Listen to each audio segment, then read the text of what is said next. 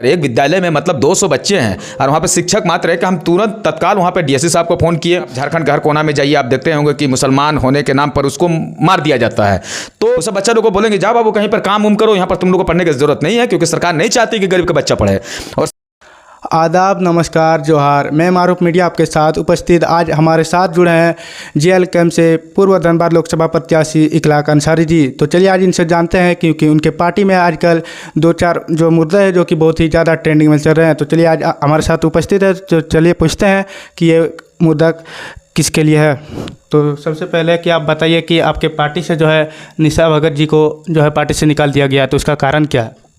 सर्वप्रथम आपके चैनल के माध्यम से मारूफ मीडिया के तरफ से तमाम झारखंड वासी को, जो आपको देखते हैं, अनुकरण करते हैं, उन तमाम लोगों को मेरे तरफ से आदाब, नमस्कार, जोहार।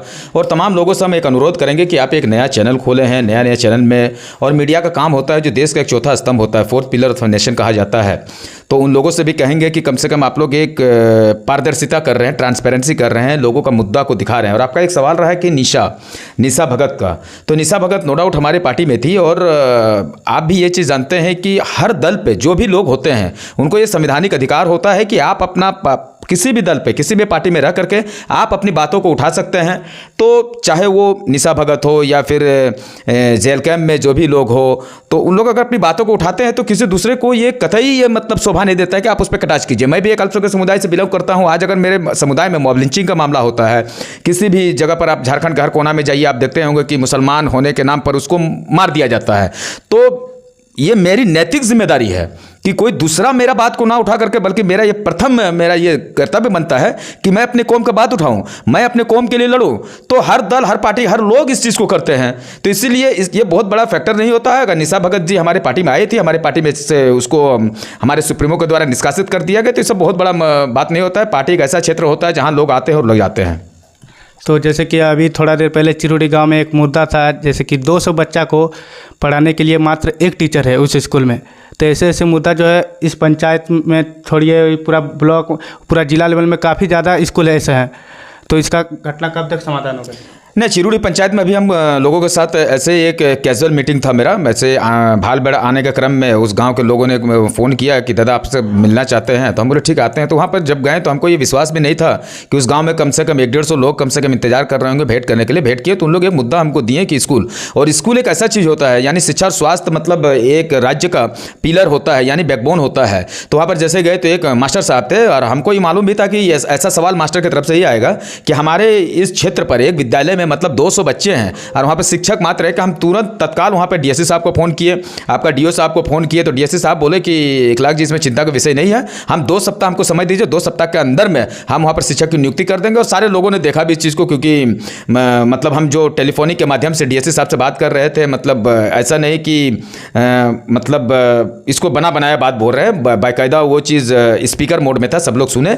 और चिंता की विषय नहीं है, क्योंकि हम लोग जो पार्टी है जेल कैंप पार्टी, जो हमारे सुप्रीमो टाइगर जयराम महतो जी है, इन लोगों साथ, और हम लोग एक ही जो लड़ाई है, मुख्य जो लड़ाई अगर कहेंगे तो हम लोग शिक्षा और स्वास्थ्य के बारे में ही लड़ते हैं। क्योंकि शिक्षा एक ऐसा चीज़ होता है कि अगर किसी राज्य का या फिर किसी क्षेत्र का अगर विकास करना है तो सर्वप्रथम आपको वहाँ पर शिक्षा को विकास करना होगा। अगर किसी क्षेत्र का अगर शिक्षा अगर दुरुस्त रहेगा, अगर बेहतर रहेगा, तो जाहिर सी बात वो जो क्षेत्र होगा मतलब एक अच्छा वातावरण होगा, वहाँ के लोग सही और गलत में फ़र्क करना सीखेंगे। तो वहाँ पर बात हुआ, आपके सामने भी कुछ लोगों ने इसको वीडियो भी किया है। मात्र 2 सप्ताह के अंदर इस चीज़ को देखेगा, वहाँ पर कम से कम 2-3 टीचर देंगे। और अगर डीएसपी साहब इस चीज़ से मुकरते हैं तो आपके चैनल के माध्यम से कह देते हैं कि हम उनका ऑफिस भी जाएंगे और हम तमाम बच्चे को लेकर के हम खुद सड़क पर उतरेंगे। क्योंकि एक टीचर है वहाँ पर 200 बच्चे क्या पढ़ाई करेंगे? तो इससे अच्छा है कि बच्चे लोग को, हम लोग भी कुछ प्रोटोकॉल को तोड़ेंगे ना।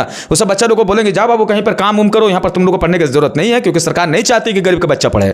और सरकार का ये सिद्धांत भी है कि गरीब का बच्चा पढ़ेगा तो सवाल पैदा होगा। तो सरकार चाहती है कि ना तो गरीब का बच्चा पढ़ेगा ना सवाल पैदा होगा। तो इसलिए, और डीएसपी साहब ने बहुत अच्छा से बात किया, उन्होंने कहा कि 2 सप्ताह का हमको समय दे, 2 सप्ताह के अंदर वहाँ पर हम 2 से 3 टीचर की व्यवस्था अवश्य करेंगे। तो जैसे कि अभी बात हो रहा है शिक्षा का, तो और एक चीज़ आपको सवाल पूछते हैं। जैसे कि मान के चलिए कि अभी केंद्र सरकार जो है जीएसटी को लेकर के बहुत ज़्यादा आक्रोश में है। तो मान के चलिए कुछ दिन पहले आपको पता ही होगा कि अगर शिक्षा में जो है, अगर आप मान के चलिए कि हीरा खरीदते हैं तो उसमें 3% का जीएसटी लगता है, जबकि आप शिक्षा का जो किताब बुक कुछ भी खरीदते हैं उसमें आपको 18% का जीएसटी भरना पड़ता है। तो इसका कारण क्या है?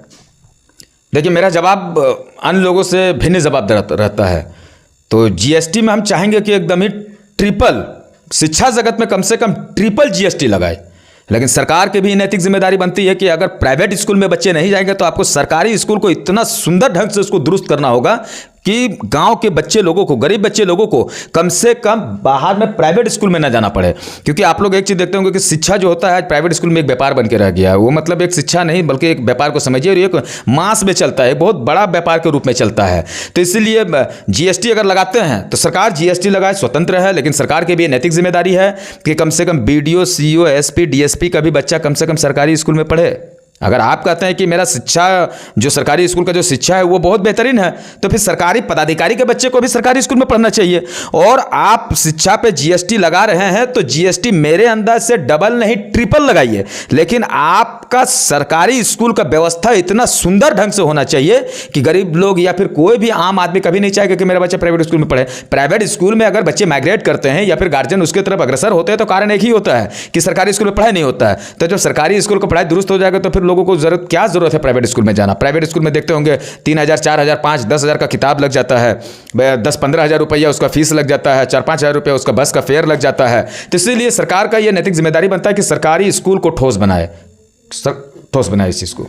तो जैसे कि अभी चिरोडी का एक मुद्दा था स्कूल वाला, तो उसी स्कूल में हमारे जो पंचायत समिति है बशीर अंसारी, जो कि आपसे अभी बात किए, उनके द्वारा कई बार सोशल मीडिया पर वीडियो पोस्ट किया गया कि वहाँ पर जो है बच्चों को खाना पीने में भी दिक्कत आता है। कई बार देखा गया कि बच्चों को ताला मार के रख देता है और 3 से 4 बजे, मतलब उसका कोई टाइमिंग नहीं होता कि 2 बजे खाना खिलाना है कि 3 बजे खाना खिलाना है। कभी कभार जो है बहुत लेट से भी खाना खिलाता है।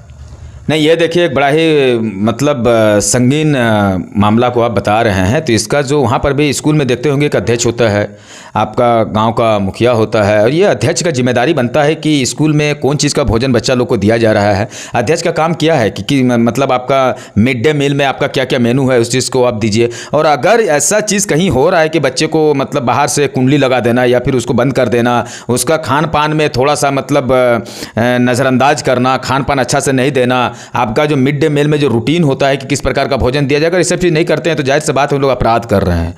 उन लोग हम ये नहीं करेंगे कि गुनाह कर रहे हैं, उन लोग बल्कि समझ जाइए बहुत बड़ा अपराध कर रहे हैं। क्योंकि बच्चा जो होता है आज मिड डे मील अगर कोई स्कूल में अगर दिया जा रहा है तो इसका मुख्य कारण अगर लोगों को हम बताना चाहेंगे कि बहुत ऐसा परिवार है जो बीपीएल कैटेगरी में जो फैमिली आते हैं, अपना बच्चा को तो पढ़ाना चाहते हैं लेकिन बच्चे को वो पोषक तत्व नहीं दे पाते हैं। क्योंकि अगर कहीं पर भी आप देखेंगे कि जब तक बच्चे पोषक तत्व नहीं लेंगे, मतलब शारीरिक विकास, अगर आपका शारीरिक विकास होगा तो मानसिक विकास होगा।